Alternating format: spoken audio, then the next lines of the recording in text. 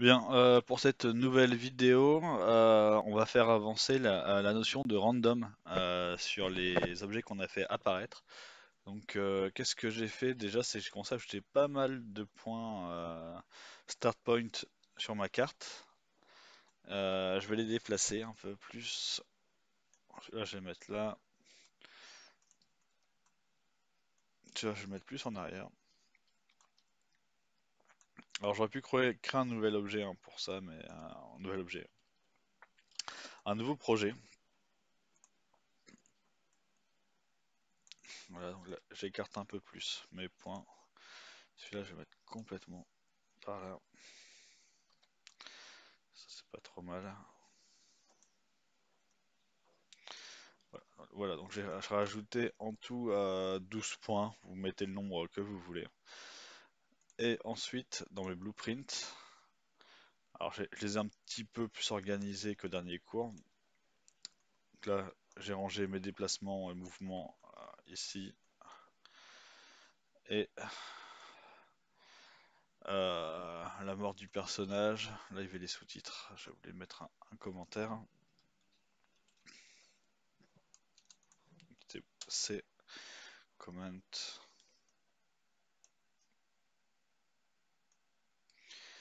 afficher sous-titres. Afficher sous-titres. Des.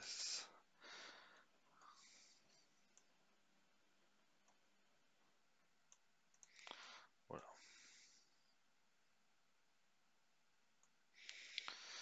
Et donc j'ai rajouté ici on avait le spawn avec le get actor location et j'ai rajouté cette partie là à gauche. Alors de quoi s'agit-il? C'est, je vais vous expliquer ça, juste réorganiser un petit peu également. Vous pouvez reprendre ça tel quel, hein, ça fonctionne.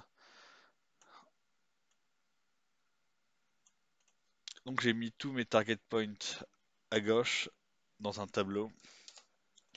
Donc un tableau c'est make array. Donc make array, je peux ajouter des entrées dessus.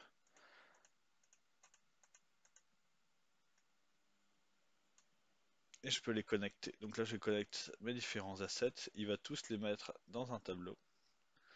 Donc là c'est un tableau linéaire de type liste. Donc on a une liste de 12 items. Il m'en manque. Add pin. Donc là je rajoute des entrées.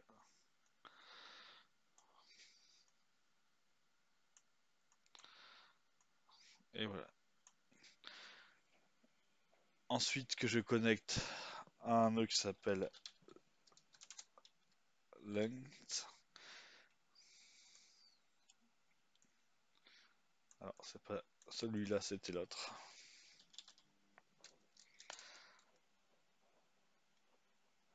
C'est un array, donc là qu'est-ce que ça indique? C'est marqué ça prend le nombre des items d'un array. Donc là il va dire combien il y a d'items, il y en a 12. Donc ça va entre 0 et 12 ici. Là c'est un random integer en fait.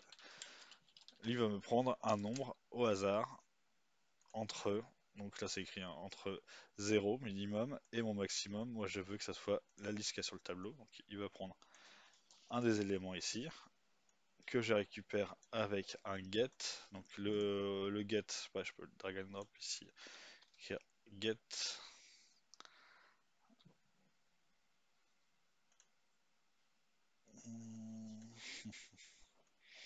Je crois que j'ai pas pris le bon.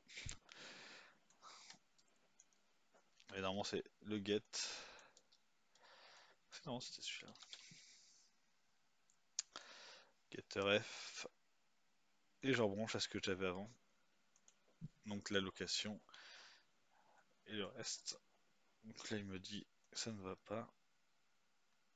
Donc si je branche ici, il va être ok. Voilà. Et là si je retourne en play, on peut voir que ça apparaît. Donc il prend des positions au hasard, et il va me faire apparaître un I am an evil monster. I will destroy you. Alors, peut être sympa, ça va consommer directement plein de feux. Tu vas voir qu'il a du mal à se casser. Alors je vais me dépêcher de passer, soit de tout droit. Avant que le cube m'expulse du pont. Ça, je conserve la vague comme ça et c'est une volonté propre, hein. Je dis, bon, bah, je veux que désormais mon bonhomme a du mal à franchir et c'est voulu. Ou sinon, je décide de changer mon player start, la position de démarrage, et je le mets un peu plus loin dans le pont, en plein milieu des émetteurs. Je vais mettre ici. Donc là, je suis en plein milieu de la génération de cubes.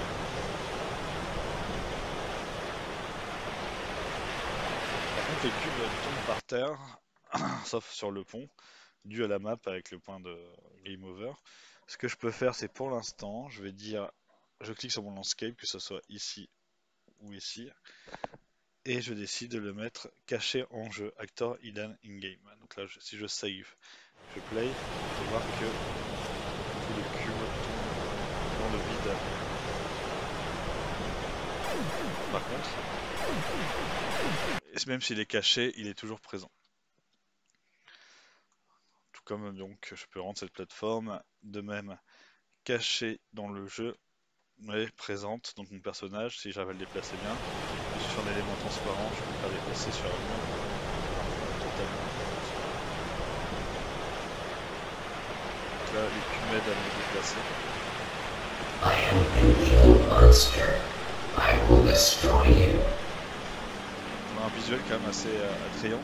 Ce qu'il faudrait faire pour pas surcharger la mémoire de l'ordinateur, c'est de détruire les cubes au bout d'un certain temps.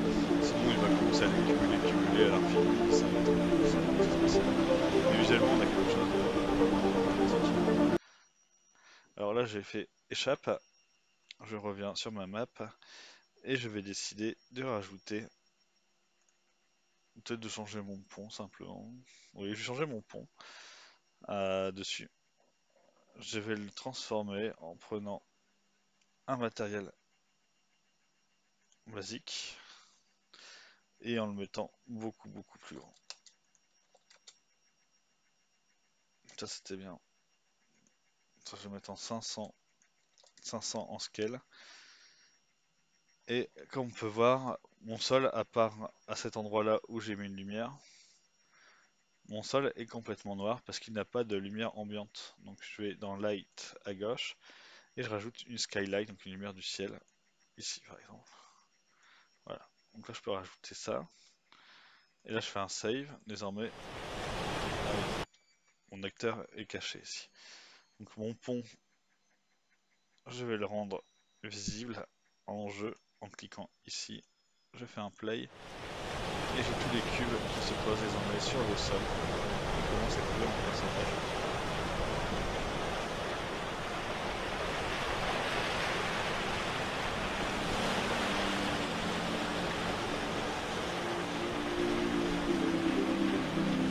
Donc là, bon, un peu de physique, hein, je peux pouvoir sortir en force ici. Me voilà enseveli.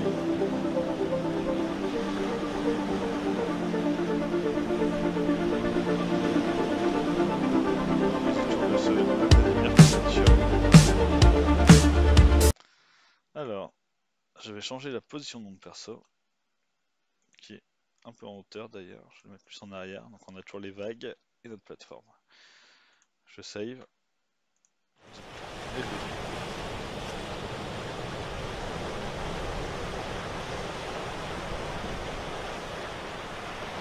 on va avoir une sorte de montagne dans le cube qui va se créer.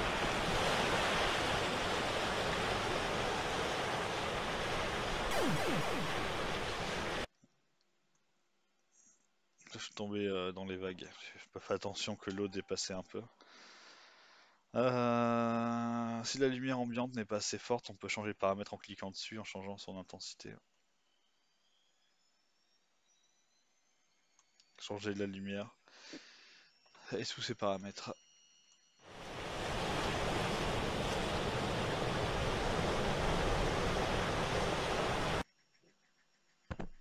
De même que mon acteur, hein, je vais changer le sol, la texture. Je vais regarder s'il y a chrome, metal chrome, voilà. devrait refléter le ciel.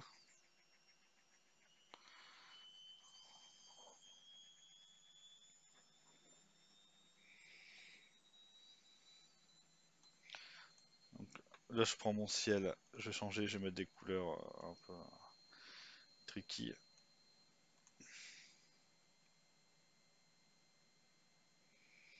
Ah oui, il y avait ça aussi. Là, j'ai décoché les couleurs par rapport au soleil, hein.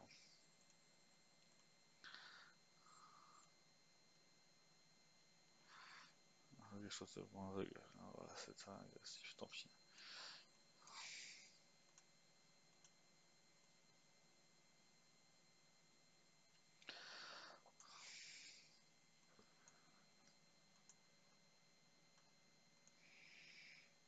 Alors, je vois les autres Metal Cooper, Metal Gold,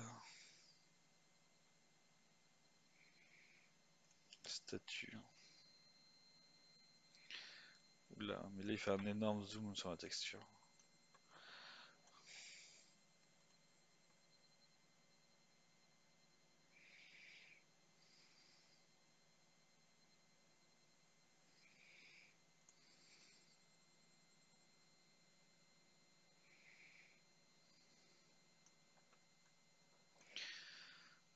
J'ai toujours la porte hein, qui a été conservée du coup.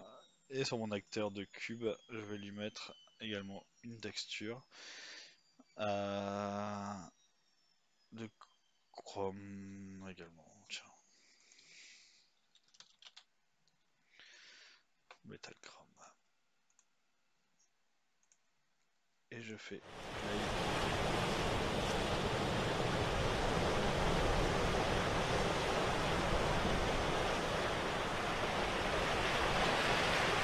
Très spécial.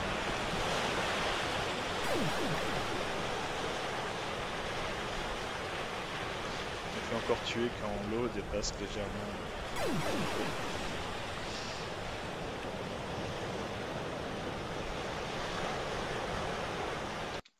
On va changer un peu les paramètres des cubes parce que là ils apparaissent tous au même moment, donc en rajoutant un délai comme on avait fait la dernière fois, donc dans les level blueprint, je vais rajouter un délai au début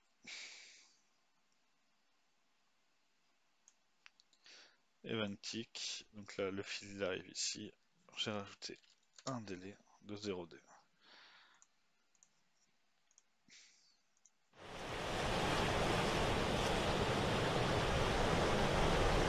On voit bien, à chaque fois il prend une position différente.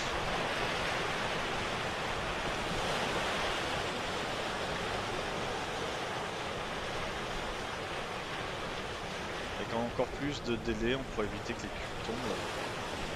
Après on a la physique, il y en a certains qui sont placés juste à côté des autres, c'est pour ça que je pense que ça tombe. Sinon,